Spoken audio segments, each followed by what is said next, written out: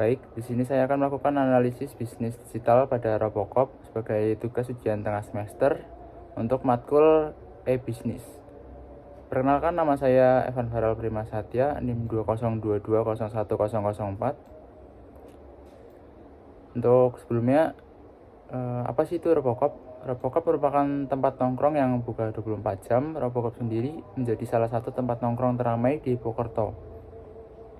Untuk Robocop beralamat di Jalan Ahmad Yani nomor 23C Karangjengkol, Soekarnegara, Kecamatan Purwokerto Timur, atau lebih tepatnya di sebelah Rumah Sakit Geriarti. Untuk bisnis model kanvasnya sendiri, untuk customer segmen dari Robocop, yang pertama ada mahasiswa, lalu pekerja malam, dan warga lokal. Untuk value proposition, yang pertama ada tempat yang nyaman dan buka 24 jam, lalu harga yang murah, kemudian terdapat wifi dan menu yang lengkap.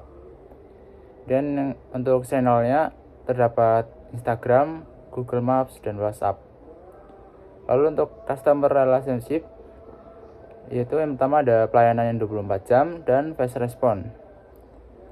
Untuk revenue streamnya sendiri terdapat dari penjualan makanan dan minuman, kemudian dari order tengah malam, dari GoFood atau GrabFood. Kemudian untuk cost strukturnya, yang pertama ada bahan baku, lalu gaji karyawan, kemudian wifi dan gas. Untuk key resource-nya sendiri, yang pertama ada pegawai yang 24 jam, lalu tempatnya nyaman, kemudian wifi dan colokan. Lalu untuk key activities-nya dapat operasional yang non-stop, lalu memasak dan konten media sosial. Untuk key partnersnya terdapat supplier bahan baku dan GoFood atau GrabFood.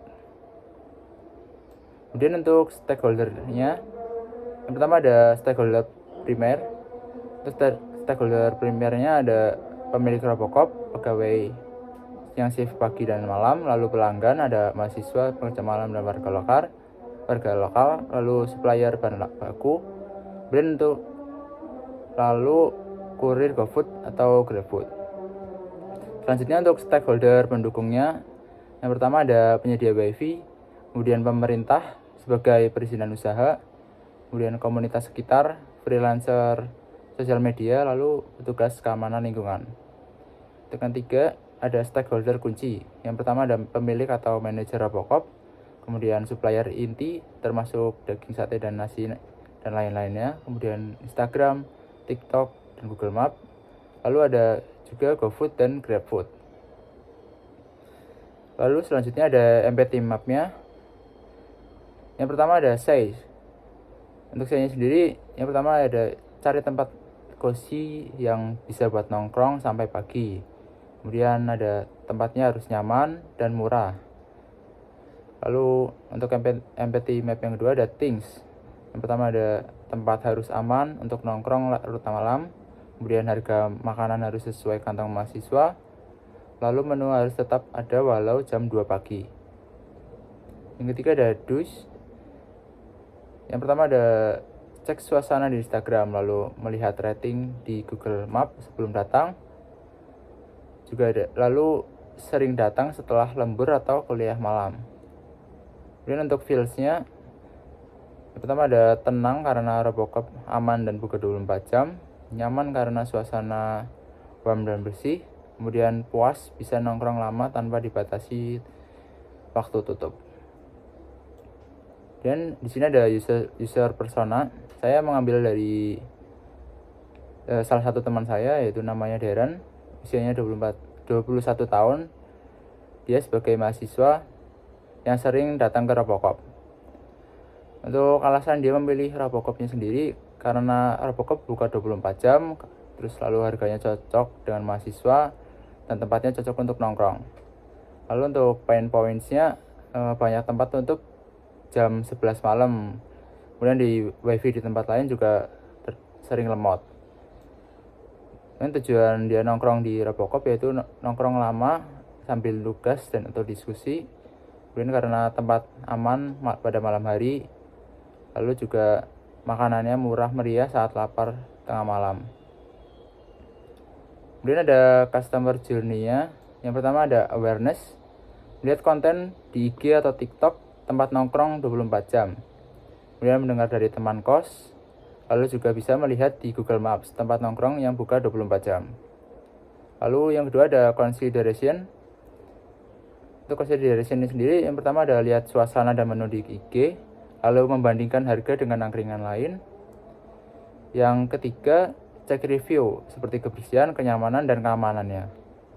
Kemudian yang ketiga ada purchase lalu yang pertama ada purchase.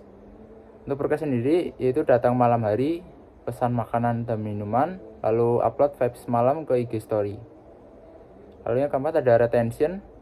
Untuk retention sendiri ada kembali untuk nugas malam, menjadi tempat andalan saat lapar jam 2 pagi. Lalu yang terakhir ada advocacy, mengajak teman nongki, lalu juga mereview positif di Google Maps. Yang terakhir ada kesimpulan. Robocop sebagai angkringan ghost yang buka 24 jam berhasil memadukan konsep tradisional dan modern dengan sangat baik, dengan menawarkan harga yang terjangkau, suasana nyaman, serta fasilitas seperti wifi dan colokan. Kemudian, Robocop mampu menarik berbagai segmen pelanggan, mulai dari mahasiswa hingga pekerja malam. Pemanfaatan media sosial seperti Instagram, TikTok, dan Google Maps juga menjadi strategi yang efektif dalam meningkatkan visibilitas dan menarik pelanggan baru. Berdasarkan customer journey yang dianalisis, pelanggan cenderung merasa puas dan kembali berkunjung sehingga membentuk loyalitas dan rekomendasi dari mulut ke mulut. Secara keseluruhan, Robocop memiliki model bisnis yang kuat dan relevan, serta memiliki peluang besar untuk berkembang melalui peningkatan kualitas layanan dan strategi digital yang berkelanjutan. Sekian, terima kasih untuk analisis dari saya.